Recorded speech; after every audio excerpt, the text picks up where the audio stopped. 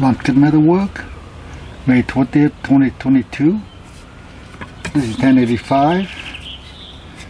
It's the latest sequence. The objective of producing a blade like this will be able to pass some of my critical tests. So the edge is fairly thin, sharpened with an Edge Pro at 600 grit at 18 degrees per side. The initial edge is pretty good.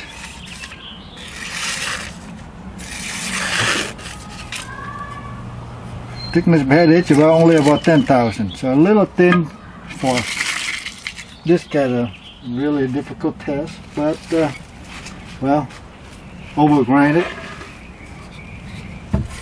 It's about 0.190 thick or something like that. This some dry, really kind of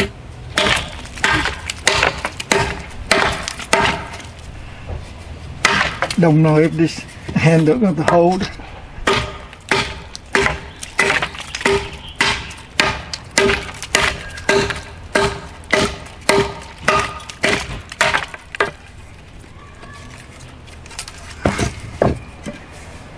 Basically, man, if you were going to chop something a little difficult, not that difficult, but this is Argentine lignum vitae.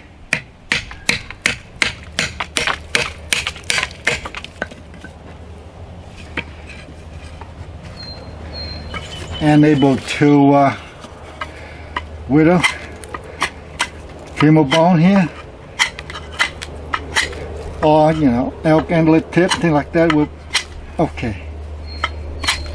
So, and I mean, given that the edge not going to, I don't want to roll or collapse, so it's totally task oriented. It's not I want to see the outcome.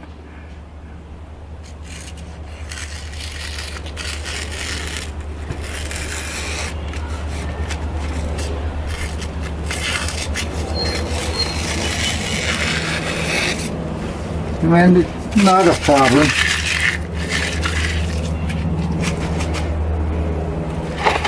And this blade is not differential hardening, but I want to see, I mean, you don't do this with knife, right? So I want to see, usually this when the blade should fall apart.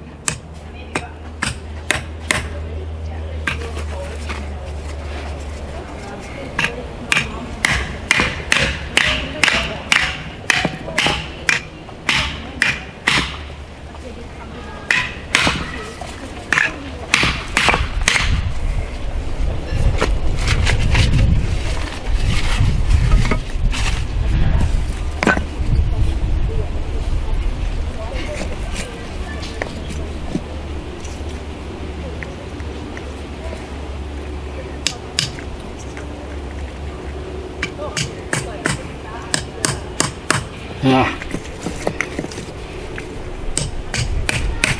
Okay. Well, the nail got bent. Anyway, I'm able to do lateral in case of a poor hit.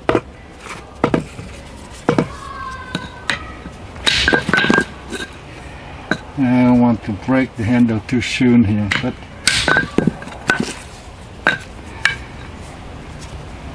this is something you should avoid doing with your blade. And the tip is actually fairly substantial.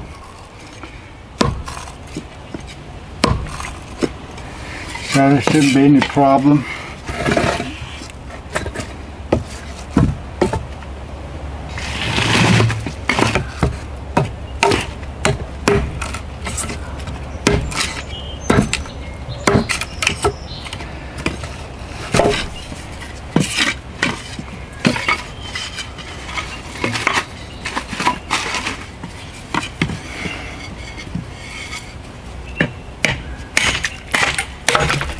femur bone is terrible. It's just terrible for edges.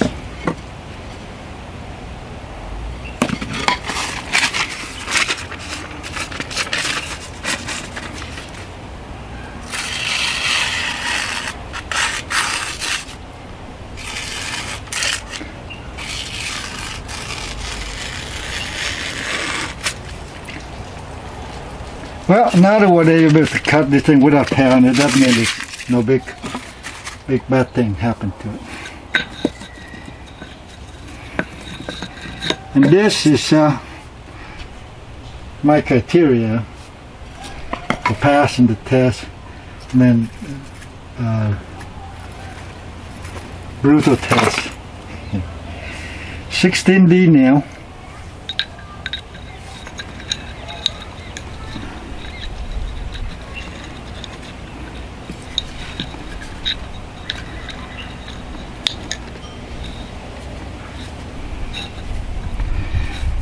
Well, if the edge is, say, high toughness, usually it ends up collapse. So I expect this, well, this edge is a little, say, softer than I want it, but we'll see it pass.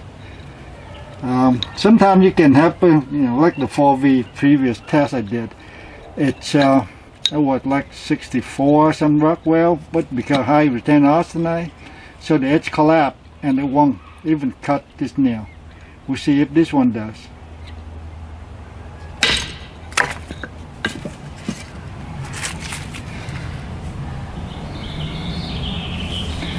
There you go.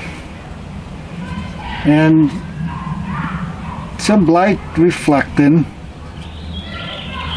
but it's, it's not much to it because the edge is way too thin. It's like only 10,000 behind the edge, thickness behind the edge. So one down. Let's try another one.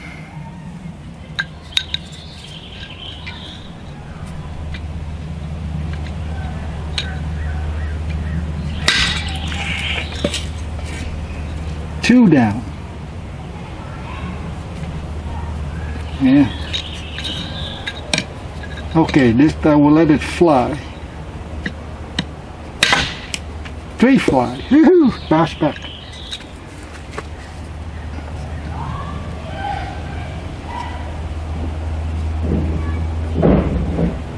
They're little, just very little bit. I'm probably going to tear the paper. If it doesn't tear, that means you have a flattened spot. If it's a chip or something nasty divot, then of course they're going to catch the paper. Right? So I can take a picture, but again, in this case, okay. There you go. Cut, and it's skid forward. Right, so you can see right there. So it's so minor. It hardly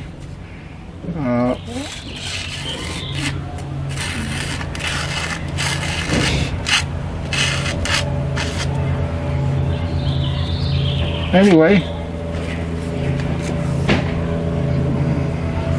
I say it's passed the test. But now I can go try to really hurt it. I'll go to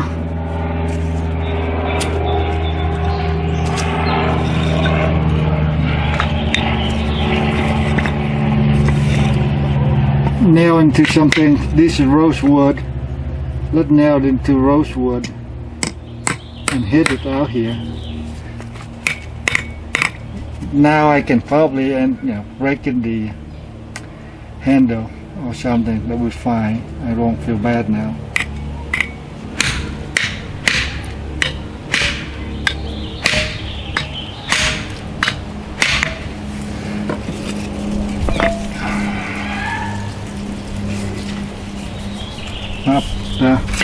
Not thing in terms of that it in pretty good.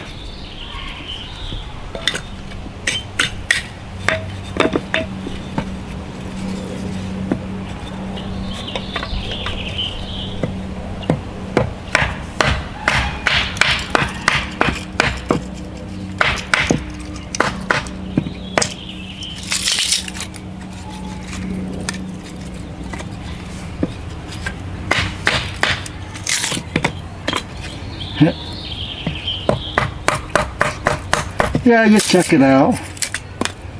Man, at the max, half an inch deep. There you go. Yeah, well, I mean,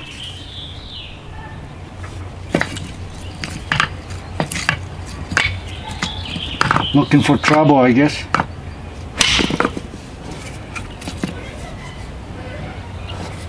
Well, I mean, this thing is thick and very strong. I mean, for something with this thick and this strong, I bet I can even stand on it. I wouldn't do anything.